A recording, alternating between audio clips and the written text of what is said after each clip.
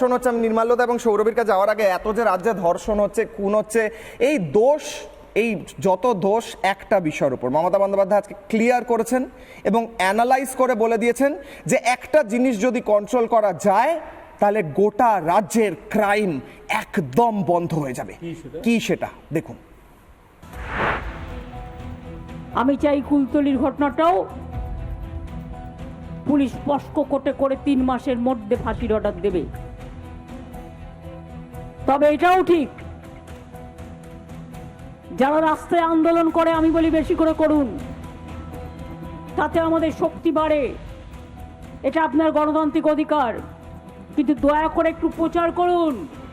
ইউটিউবে যে বাজে বাজে ভিডিওগুলো দেয়া হয়, এগুলো দেখে বাচ্চারা খারাপ জিনিসটা শিখছে। ছোটদের মধ্যেও প্রবণতাটা বেড়ে গেছে। যত সিরিয়াল দেখবেন ক্রাইম দেখায়, এই ক্রাইম দেখে অন্যরা সেই ক্রাইমটাকে ফলো করে। তাদের দায়বদ্ধতা নেই, দায়িত্বশীলতা নেই। শুধু পুলিশকে গাল দিলেই হবে আর আমাকে গাল দিলেই হবে।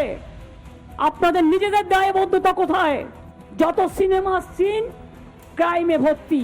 আমি সিনেমাকে ছোট করছি না, আরো বেশি করে বাড়ুক বাংলা সিনেমা, আমি চাই। এটা সলিউশন দিয়েছেন মুখ্যমন্ত্রী এই রাজ্যে কিভাবে ক্রাইম কমানো যেতে পারে। আমি নির্মাল্যদার কাছে যাব। নির্মাল্যদা, এই সিরিয়াল, সিনেমা, ইউটিউব এখানে ক্রাইম দেখাবে আর আপনারা এক্সপেক্ট করবেন যে রাজ্যের এই ক্রিমিনালরা ক্রাইম করবে না? কিভাবে? লোকে শিখছে এখান থেকে, এগুলো বন্ধ করুন, তাহলে হবে না ক্রাইম। Simple solution. দেখুন, আমি বলছি আপনারা একেবারে ভুল ট্র্যাকে চলে যাচ্ছেন। মমতা বন্দ্যোপাধ্যায় এসব টেকনিক্যাল ইস্যুস নিয়ে কথা বলার লোকই নন, উনি পলিটিক্যাল লোক, পলিটিক্যাল কথা বলছেন। তবে মুশকিলটা হয়ে যায় আমাদের সাংবাদিকদের, যেটা কখনো উনি বিজেপির মতো কথা বলেন, কখনো সিপিএমের মতো কথা বলেন। এই যে মরাল পুলিশিংয়ের কথা যেগুলো বলছেন, ইউটিউবে কী সব খারাপ টারাপ দেখানো হয়, এগুলো হচ্ছে একটা বিজেপি ধারণা যে একটা মরাল স্টেট তৈরি করার কথা। ঠিক একই রকমভাবে যখন বলছি এরকম 2-1টা ঘটনা তো ঘটেছে। আমার মনে পড়ে 1990 সালে বানতলার পরে যদিও ঠিক একরকমভাবে বলেছিলেন যে এ তো হতেই পারে। সুতরাং কখনো সিপিএম, কখনো বিজেপি। মমতার এই যে শিফটিং অফ সাইডস, এই পলিটিক্যাল গেমগুলো আপনাদের ধরার চেষ্টা করবেন। এই এআই, এনআই, এফআই এগুলোতে গুরুত্ব দেবেন না। এগুলোতে গুরুত্ব দিলে আপনারা ডাইভার্টেড হয়ে যাবেন। আমার কাছে যেটা খুব ইম্পর্টেন্ট সেটা হচ্ছে মমতা বন্দ্যোপাধ্যায় 13 বছর আগে, 2011 আগে প্রায় সব ঘটনাতেই একটা স্পট ভিজিট করতেন, যেখানে যা ঘটত। আমি দেখেছি দীপালি বসাককে নিয়ে একদম জ্যোতিবাবুর ঘরের সামনে বসে পড়া, আমি দেখেছি তার সব জায়গায় যেখানে ধর্ষণ হতো ছুটে যাওয়া, বানতলা থেকে আরম্ভ করে ধানতলা, সব সব সব সব এবং চম্পলা সর্দার করতে গিয়ে পুরো সেম সাইড গোল হয়ে গেল সেইটাই। কিন্তু উনি সব জায়গায় ছুটে যেতেন। কিন্তু প্রশ্নটা দাঁড়াচ্ছে, সেই মমতা বন্দ্যোপাধ্যায়ের এই যে কোয়ালিটেটিভ চেঞ্জটা, এটা কেন? এর কারণটা কি? এমনকি উপযাচক হয়ে উনি একসময় বাজপেয়ীকে হোয়াইট পেপার অবধি দিয়েছিলেন সিপিএম ক্রাইমের উপর, দিল্লিতে 2001 সালে গিয়ে দিয়ে এসছিলেন। হোয়াইট পেপার সাধারণত অথরিটি লোকেরা ইস্যু করে, কিন্তু উনি তখন অপোজিশনে ছিলেন এখানে স্টেটে, তারপরেও হোয়াইট পেপার ইস্যু করেছিলেন যে কি ধরনের এখানে রেপ হচ্ছে, মার্ডার হচ্ছে, সিপিএম অত্যাচার করছে, ওই সমস্ত কথাবার্তা। এই স্পট ভিজিটটা উনি কি করে ছেড়ে দিলেন? কেন ছেড়ে দিচ্ছেন? কারণ তিনি কি করছিলেন সেটা দেখাচ্ছি তো। ব্যাপারটা এত সহজে বুঝবেন না। আজকে এই যে ধরুন বগটুইয়ের জন্য উনি ছুটে চলে গেলেন, কিন্তু জয়নগর কুলতলির জন্য যাচ্ছেন না।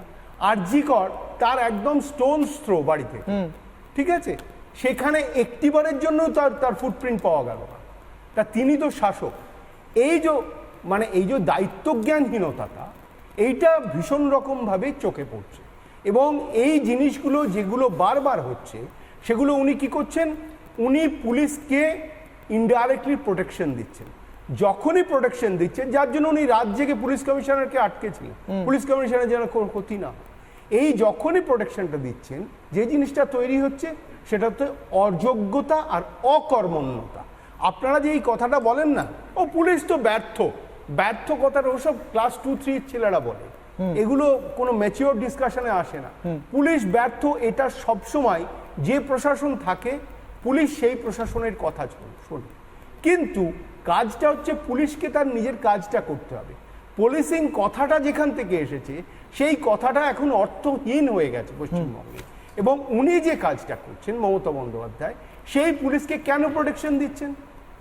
বুদ্ধবাবু একসময় ফুটবল খেলিয়েছিলেন, উনি নাচিয়েছিলেন, গান গাইয়েছিলেন, অনেক কিছু করেছেন।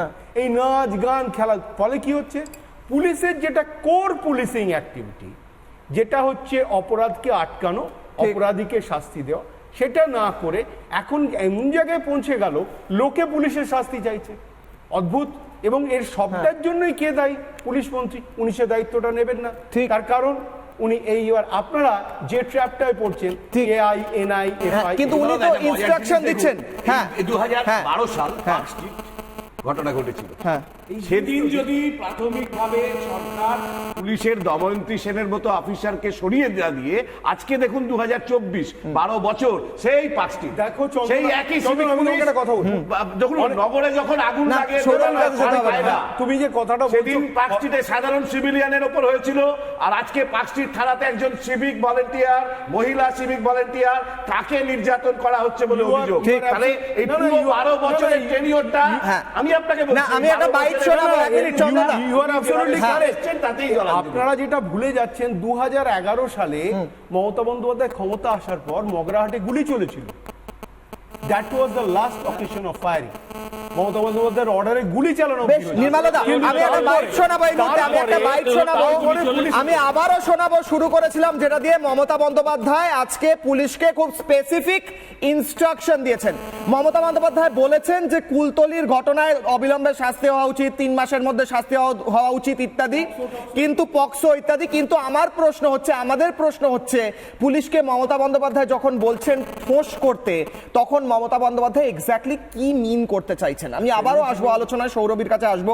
মমতা বন্দ্যোপাধ্যায় কি বলছেন ফোর্স করতে পুলিশকে, কি বলছেন তিনি, শুনুন। কখনো কখনো বোঝাতে হয়। আমি 21শে জুলাই একটা বক্তৃতায় বলেছিলাম, অনেকে আমাকে ক্যাঁক ক্যাঁক করছে, করতে দিন, ওদের খ্যাঁক খ্যাঁকে গলারও করে যাক। আমি আমার কথা বলবো। আমি আমার কথা বলছি না, রামকৃষ্ণ পরমহংসদেব যিনি আমাদের পথপ্রদর্শক, আমি তার কথা বলছি। তিনি কি বলেছিলেন?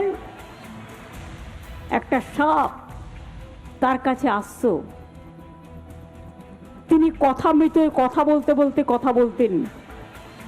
তিনি বলেছিলেন, সাপটি তাকে এসে বলেছিল, তিনি বলেছিলেন সাপটাকে, তুমি কাউকে কামড়াবে না। কিন্তু সাপটা একদিন এসে বলল, প্রভু তোমার কথায় আমি তো কাউকে কামড়াই না, কিন্তু আমাকে অনেকে ঢিল মারে, লাঠি দিয়ে মারে, দেখো আমার গা দিয়ে রক্ত বেরোচ্ছে, তুমি আমাকে কামড়াতে বারণ করেছো, আমি তোমার কথা মেনে চলছি, কাউকে আমি কামড়াচ্ছি না, কিন্তু আমার উপর অত্যাচার হচ্ছে, তুমি আমাকে পথ বলে দাও। তখন ঠাকুর বললেন, আমি তোমাকে কামড়াতে বারণ করেছি, কিন্তু আমি তোমাকে ফোঁস করতে বারণ করিনি।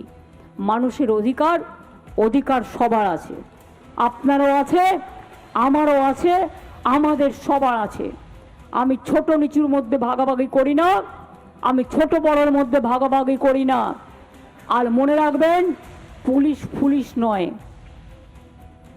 আপনারা যে যা ইচ্ছে বলতে পারেন, আপনার বাড়ির সামনে ক্রাইম হলে সেই পুলিশকে গিয়ে আগে আপনাকে ডাকতে হয়। হ্যাঁ, নির্মলদা শেষ করুন। আমি শুধু একটাই কথা বলবো, এই যে আপনি যে ফোর্স করার কথা বলছেন না, উনি একটা ন্যারেটিভ সেট করছেন যে পুলিশ তুমি সফট টার্গেট হয়ে যাচ্ছ, you will have to hit back. এই যে পুলিশ কেন সফট টার্গেট হয়ে যাচ্ছে, এই যে সবাই মিলে আক্রমণ করছে পুলিশকে, এটা পুলিশকে এক ধরনের ইনসাইট করা, বেশ ইনসাইট করা, পুলিশকে উত্তেজিত করা। হ্যাঁ, না ভাই সুরভীর, হ্যাঁ দ্রুত যে কথামৃতের কথা বলেছেন, এটা কথামৃতের কোথাও ব্যাপার নয়, এটা কথাঞ্জলি হতে পারে। কিন্তু আর ওনাকে বলি, ভালো করে কথামৃত পড়ে আপনি দেখবেন, ওখানে রামকৃষ্ণদেব এক জায়গায় বলছেন যে তোর চৈতন্য। ঠিক, আমি সৌরভীর কাছে যাবো। সৌরভী, তোমাদের যখন আন্দোলন চলছিল, তখন 28শে অগস্ট মমতা বন্দ্যোপাধ্যায় স্টেজে দাঁড়িয়ে নিজের তৃণমূল টিএমসিপি কর্মীদের একই কথা বলেছিলেন, যখন সারা রাজ্যে আন্দোলন চলছে, যে তোমাদের বিরুদ্ধে যারা কুৎসা করছে, কামড়াতে না পারো ফোঁস করো। এখন আবারও তিনি একই কথা বললেন। তোমাদের জুনিয়র ডাক্তারদের অনেকে গেছেন এই মুহূর্তে কুলতলিতে, এবং তোমরা পাশাপাশি দাঁড়িয়ে প্রোটেস্ট করছো একই বিষয়, এবং অনশন চলছে, কি বলবে? কিছু বলার নেই, মুখ্যমন্ত্রীকে নিয়ে সত্যি কিছু বলার ভাষা আমার কাছে আজ নেই। প্রচণ্ডভাবে আমরা একটা অসম্ভব কষ্টের মধ্যে দিয়ে যাচ্ছি যে কোথায় আমাদের রাজ্যটা কোথায় ছিল এবং আমাদের এই মুখ্যমন্ত্রী আমাদের এই রাজ্যটাকে কোথায় এনেছেন। আজকে উনি আন্দোলনকারীদের কি বলেছে সেটা সবাই দেখেছে, কুকুরের সঙ্গে তুলনা করেছে, যদিও তার নাম্বারটা উনি খুব স্পেসিফিক করে দিয়েছে যে 1000, মানে অবশ্যই আন্দোলনকারীরা হাজার হাজার, কিন্তু আন্দোলনকারীদের উনি কুকুর বলে জানি না মানে সম্মান দিলেন, কারণ কুকুর সত্যিই খুব প্রভুভক্ত একটা প্রাণী। যদি আন্দোলনকারীদের উনি সেই প্রভুভক্ত বলে আন্দোলনকারীদের প্রভুভক্ত বলে তুলনা করতে চান তো খুব ভালো কথা, বাট অবশ্যই আমরা মুখ্যমন্ত্রীর সঙ্গে কোনো রকম প্রভুভক্ততা দেখাতে পারছি না, প্রভুভক্ততা দেখাতে পারছি না। এবং হ্যাঁ, কুকুর তো যুধিষ্ঠিরের সঙ্গেও পেছন পেছন স্বর্গ পর্যন্ত গেছিল। তো অবশ্যই আন্দোলনকারীরা যদি উনি আমাদের কুকুর বলে থাকেন, আমরা খুব খুব প্রাউড ফিল করছি যে হ্যাঁ আমরা কুকুর, আমরা আন্দোলন চালিয়ে যাব। কে কোথায় ফোঁস করলো, কোথায় ছোবল মারলো, আমরা তার তোয়াক্কা করছি না। বিচার না পাওয়া পর্যন্ত, আমরা আমার বোনেদের বিচার না পাওয়া পর্যন্ত আন্দোলন চালিয়ে যাব মুখ্যমন্ত্রী। তাতে আপনি যত ডান্ডিয়া খেলুন, যত উৎসবের উদ্বোধন করে যান, কিন্তু আমরা রাস্তায় আছি, রাস্তায় থাকবো এবং বিচার না পাওয়া পর্যন্ত আমরা আন্দোলন করে যাব। আপনি আমাদের কুকুর বললেন, খুব ভালো করেছেন। হ্যাঁ, আমাদের নাম্বারটা হাজার হাজার লক্ষ লক্ষ আরো হবে, হয়তো সেটা কোটিতেও পৌঁছাতে পারে। বেশ, আমি মুখ্যমন্ত্রী মমতা বন্দ্যোপাধ্যায় আমাদের সবাইকে এবং বাড়িতে আমাদের যাদের বাড়িতে মহিলারা রয়েছেন, মায়েরা রয়েছেন, বোনেরা রয়েছেন, তাদেরকে একটি দায়িত্ব দিয়েছেন।